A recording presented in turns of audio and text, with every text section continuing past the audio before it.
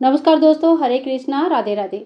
आज के वीडियो में हम देखेंगे 22 सितंबर के दिन हमें घट स्थापना कैसे करनी है, कलश स्थापना कैसे करनी है, पूरा चौकी पहले दिन हम किस तरह से सजाएंगे, कैसे तैयार करेंगे पूजा के चौकी। तो चलिए शुरू करती हूँ आज का वीडियो। और बहुत इंपॉर्टेंट है, हर एक चीज़ आपको यहाँ पे डिटेल्स में पता चल जाएगा। तो देखिए, सुबह सुबह स्नान आदि करके सबसे पहले अपने मंदिर का पूजा कर लीजिए। फिर लाल आसन दे के माता रानी का हम दरबार सजाएंगे। माता को लाल रंग बहुत प्रिय है। सबसे पहले देखिए, आपको कोई नया मूर्ति या फोटो लाने की ज़रूरत नहीं है। अगर फट गया है या नहीं है तो आप ला सकते हैं, नहीं तो जो विग्रह या फोटो का आप पूजा डेली करते हैं उन्हीं की पूजन करनी है। यहाँ पे मेरे शेरावाली माता का फोटो है, मैं इन्हीं की पूजन करके आपको दिखाती हूँ। तो देखिए, यहाँ पे चावल का आसन लगा के सबसे पहले माता रानी को हम विराजमान करेंगे। इसके बाद हम गणेश जी को विराजमान करेंगे। बिना गणेश जी की कोई भी पूजन संपूर्ण नहीं माना जाता है। बहुत लोग त्रिदेवी का स्थापना करते हैं और बहुत लोग इनके साथ साथ भगवान हनुमान जी को भी रखते हैं। तो आपके यहाँ पे अगर ऐसे प्रचलन है तो आप रख सकते हैं। तो इसके बाद देखिए, हमें दिया प्रज्वलित करना है। दिया हमें घी का या तिल का तेल का जला सकते हैं। आप चाहे तो अखंड दीपदान कर सकते हैं। ऐसे में आपको एक बड़ा दिया लेना पड़ेगा। और अगर सुबह शाम का दिया है तो जो मंदिर में जो दिया जलता है उसी साइज़ का एक मीडियम दिया भी आप यूज़ कर सकते हैं। तो यहाँ पे इसके बाद हम करेंगे कलश की स्थापना। इसके लिए हमें चावल से अष्टदल कमल बनाना होगा, या एक प्लेट में आप चावल का ढेरी बनाकर ले लीजिए। चावल का जो मेन बात है वो चावल का आसन लगाना होता है। यहाँ पे हमने एक हल्दी, 1 रुपया का कॉइन, 2 लौंग, 2 इलायची, सुपारी, 1 रुपया का कॉइन वगैरह ले लिया। साथ में लक्ष्मी प्राप्ति के लिए आप चाहे तो एक कमलगट्टा और एक कौड़ी ले सकते हैं। कलश के ऊपर हमें स्वास्तिक बनानी है, कंठ तक जल भरना है और कलश के गले में हमें मौली से बांध देना है। और इस तरह से कलश को हमें तैयार करना है। इन सभी वस्तुओं को हमें कलश में डालनी होती है। तो देखिए, इन सभी वस्तुओं को डालेंगे। मीठा चीज़ें बहुत लोग डालते हैं, लेकिन मीठा डालने से पानी खराब होने का चांसेस बहुत ज़्यादा हो जाता है, तो आप लोग देख लीजिएगा। तो इसके बाद देखिए, हमें आम के पत्ते लगाना है। अगर आम का पूरा एक बंडल मिल जाता है, एक टहनी में सारे आम के पत्ते लगे हैं, तो वो पत्ते काफ़ी दिन तक हरा भरा रहता है। ये बहुत अच्छा रहता है। नहीं मिल पाया कोई बात नहीं, आप ऐसे खुले आम के पत्ते या अशोक के पत्ते या पान के पत्ते से भी आप चाहे तो कलश स्थापना कर सकते हैं। सभी पत्तों को अच्छे से धो के साफ कर लेंगे और उसके बाद हल्दी, कुमकुम, चंदन का टीका करेंगे। टीका करने के बाद इस तरह से हम कलश के ऊपर पत्ते रख देंगे और एक चावल से भरा पूर्ण पात्र रख लेंगे। इसके बाद हमें चाहिए होगा एक नारियल, क्योंकि श्री कलश का स्थापना होती है। नारियल के ऊपर हमें इस तरह से चुनरी को लपेटना है। और देखिए, नारियल का जो पतली वाली भाग होता है ना, वो पूंछ होता है। पूंछ या तो कलश के तरफ यानी कि नीचे की तरफ रहता है, या तो उल्टा तरफ रहता है। यानी कि जो दूसरे तरफ होता है, फेस जो होता है, फेस पुजारी की तरफ होना चाहिए या ऊपर की तरफ होना चाहिए। तो नारियल रखने का दोनों तरीका सही है। आपके यहाँ पे जैसे ना रखा जाता है आप उस तरह से रख सकते हैं। तो देखिए, फेस को पुजारी की तरफ करते हुए मैंने कलश देवता का स्थापना कर दिया। हाथ जोड़ करके सबसे पहले हम क्षमा याचना कर लेंगे कि कोई भी गलती, भूल चूक हमसे हो रही है तो हमें क्षमा कर दे। इसके बाद आप चाहे तो जवारे बो सकते हैं। अगर आपके यहाँ पे बोया जाता है तो जवारे कैसे बोते हैं इसकी संपूर्ण डिटेल्स वीडियो चैनल पर है, देख लीजिएगा ज़रूर। इसके बाद देखिए, हम नवग्रह का स्थापना अगर आप चाहे तो कर सकते हैं। आपके पास धातु के नवग्रह है या चौकी है तो आप उनकी स्थापना करें। नहीं है तो 9 चावल का ढेरी लगाकर उसके ऊपर आप एक एक सुपारी रख दीजिएगा और इस तरह से नवग्रह का स्थापना हो जाता है। तो मैंने यहाँ पे छोटी सी जगह में आ जाता है, तो इस तरह से जो मेरे पास चौकी है वो लगा दिया। इसके बाद माता रानी को हम चुनरी ओढ़ा देंगे और उनके जो भी श्रृंगार है वो करवा देंगे। अगर आप मूर्ति पूजा कर रहे हैं तो उनको बाकायदा स्नान आदि करा के पूरा श्रृंगार के साथ ही चौकी में बैठाइए। फिर सब जब पूरा हमारा तैयार हो गया है चौकी, तो इसके बाद एक गंगा जल लेके जल छिड़क के समस्त जितने भी सामान है, जितने भी पूजा का सामग्री है, सभी को शुद्धिकरण कर लेंगे और माता रानी का नाम लेते हुए दीपक प्रज्वलित करेंगे। इसके बाद हाथ में एक फूल लेके हम संकल्प कर लेंगे। अपना नाम, स्थान, गोत्र बताइए। आप कितने दिन के लिए व्रत रखेंगे, 1 दिन, 2 दिन, 7 दिन या 9 दिन का पूरा व्रत रखना चाहते हैं, किस तरह से व्रत रखेंगे, कितने टाइम खाना खाएंगे, कैसे पूजा करेंगे, हर चीज़ का संकल्प पहले दिन ही हो जाता है।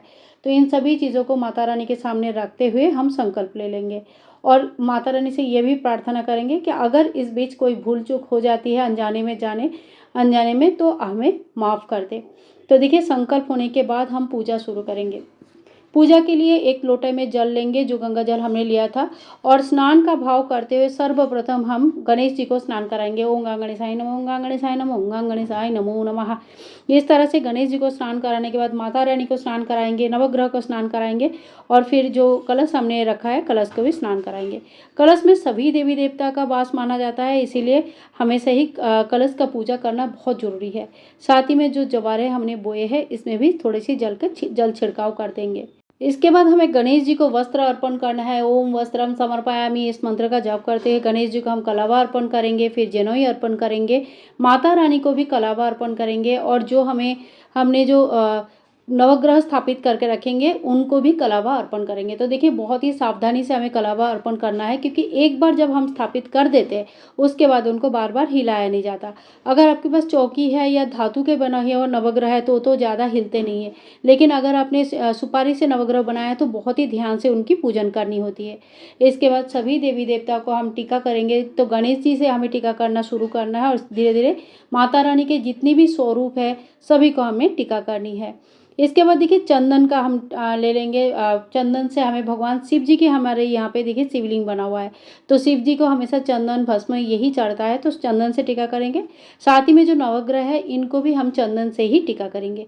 तो यहाँ पे हमने सभी नवग्रह को चंदन लगा देंगे, और इसी तरह से ना नवग्रह का पूजा करने से नवग्रह शांति होती है और ग्रह दोष थोड़ा कम हो जाता है। माता का 9 दिन 9 ग्रह को कंट्रोल करती है, इसीलिए नवग्रह का पूजन किया जाता है। इसके बाद देखिए हमें गणेश जी को लाल दुर्वा घास और लाल फूल चढ़ाना है। अगर है तो बहुत अच्छा है, नहीं है तो आप गेंदे के फूल भी चढ़ा सकते हैं। माँ को भी लाल फूल बहुत प्रिय है, तो माँ को लाल फूल चढ़ा दीजिएगा, और जो भी फूल आपके पास है फूल माला चढ़ा सकते हैं। गेंदे के फूल सभी देवी देवताओं को ग्रहण योग्य होता है, इसलिए गेंदे के फूल से आप चौकी सजा सकते हैं। भगवान शिव जी को सफ़ेद फूल और बेलपत्र अगर आपके पास है तो चढ़ा दीजिएगा ज़रूर।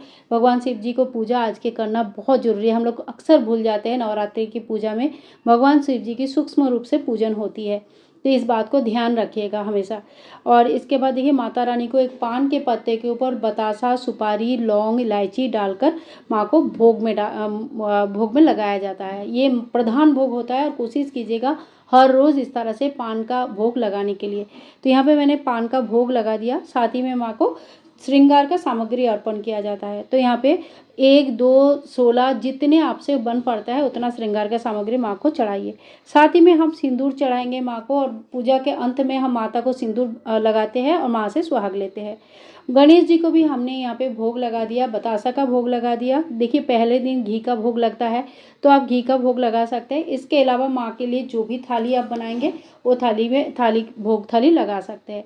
साथ ही में थोड़ी बहुत दक्षिणा हमें चढ़ाना है। दक्षिणा आप पूरे 9 दिन में किसी एक दिन चढ़ा सकते हैं। इसके बाद हम सभी देवी देवता को धूप दिखाएंगे, दीप दिखाएंगे। दीपक हमने पहले ही प्रज्वलित कर रखा है। ओम दीपम समर्पयामि, ओम धूपम समर्पयामि, इस तरह से मन ही मन मंत्र बोलते बोलते माता को धूप दीप दिखाइए। फिर देखिए हमें करनी है हवन। हवन करना बहुत ही ज़्यादा शुभ माना जाता है। घर में गाय की गोबर के उपले को थोड़ा सा सुलगा लीजिएगा गैस में, और फिर घी और कपूर के हेल्प से हवन कीजिए। हवन कैसे करनी है इसकी वीडियो ऑलरेडी चैनल पर है, आप उस डिटेल्स वीडियो को देख सकते हैं। पहले 5 बार हम भगवान गणेश जी के नाम पे ओम गंगा गणेशाय नमः इस मंत्र का जप करते हुए आहुति देंगे। उसके बाद माता लक्ष्मी जी के नाम पे आहुति दिया जाता है। आप चाहे तो माता रानी का कोई भी मंत्र लेके 9 बार, 11 बार, 21 बार हवन कर सकते हैं। 108 बार हवन में आहुति दे सकते हैं। साथ ही में देखिए जो हमारे कुल देवी है उनके नाम पे भी हवन किया जाता है, तो उनके नाम पे भी एक आहुति जरूर दिया जाता है। हवन में आपने भोग प्रसाद में जो भी चढ़ाया है वो हर चीज़ हवन में थोड़ी थोड़ी करके हमें जरूर डालना चाहिए, लेकिन कोई भी नमक वाली चीज़ हवन में नहीं डाला जाता है। खास करके बतासा 2 लौंग की जोड़ी घी में डुबोकर हवन में जरूर रखा जाता है। कहते हैं कि जो भी चीज़ हम हवन में देते हैं वो सीधा माता तक पहुंचती है। तो भगवान को अगर कोई चीज़ हमें डायरेक्ट पहुंचानी है तो हवन के थ्रू ही पहुंचाना होता है। आप पान का भी बीड़ा बनाकर हवन में डाल सकते हैं। तो देख लीजिएगा, अगर बहुत छोटा सा हवन आपने किया है तो हो सकता है कि पान के बीड़ा उसमें प्रज्वलित ना हो, तो इसमें से आप छोटा सा एक टुकड़ा भी दे सकते हैं। इस तरह से हवन होने के बाद आरती की थाली तैयार कर लेंगे, फूलों से सजा लेंगे, और इसके बाद एक अलग से दीपक प्रज्वलित करेंगे। देखिए आरती थोड़ी बड़ी होती है, अगर कपूर से आरती करेंगे तो पूरे आरती कपूर से नहीं हो पाता है। तो पहले से दिया से आरती कर लेंगे, बाद में लौंग कपूर के आरती आप घुमा सकते हैं पूरे घर में, इसमें बहुत ज़्यादा पॉजिटिविटी आती है। तो इस तरह से हमारी पूरा पूजा जो है ना, मॉर्निंग का सुबह का पूजा कंप्लीट हो जाता है। इसके बाद आप कोई पाठ करना चाहते हैं तो हाथ में फूल लेके पाठ कर लीजिएगा, और या तो माला जप करना चाहते हैं तो कर सकते हैं। देखिए पाठ करना, माला जप करना आप शाम को भी कर सकते हैं, सुबह भी कर सकते हैं, दोपहर को भी कर सकते हैं। गृहस्थ के जीवन है, जब भी आपको समय मिले वो एक समय आप फिक्स कीजिए, उसी समय रोज उसी समय ही पाठ करें। तो इस तरह से सुबह का पूजा हो जाता है। शाम को भी हमें धूप दीप करनी है। जो भोग प्रसाद हमने चढ़ाया है ये थोड़ी देर बाद बच्चों में बांट देना है या घर के मेंबर्स में, और इसी तरह से हमें अगले दिन दोबारा धूप दीप करनी है। माता का जो सूखा फूल है ये सारे हटा लेनी है, भोग प्रसाद चढ़ाना है। 9 दिनों तक इनमें से कोई भी चीज़ को हटाना नहीं है, हिलाना नहीं है। तो 9 दिनों तक इसी तरह से हमें पूजा करनी है। 9 दिनों तक पूजा हम कैसे करेंगे इसकी डिटेल्स वीडियो भी चैनल पर है, आप चाहे तो उस वीडियो को एक बार चेक कर सकते हैं। पूजा के अंत में जब पूजा आपका सुबह का कंप्लीट हो जाएगा तो सिंदूर के जो डब्बे हमने रखा था इससे माँ को हम सिंदूर लगाएंगे, और हाथ में जो सिंदूर बच जाता है ये अपने मांग में भर लीजिएगा।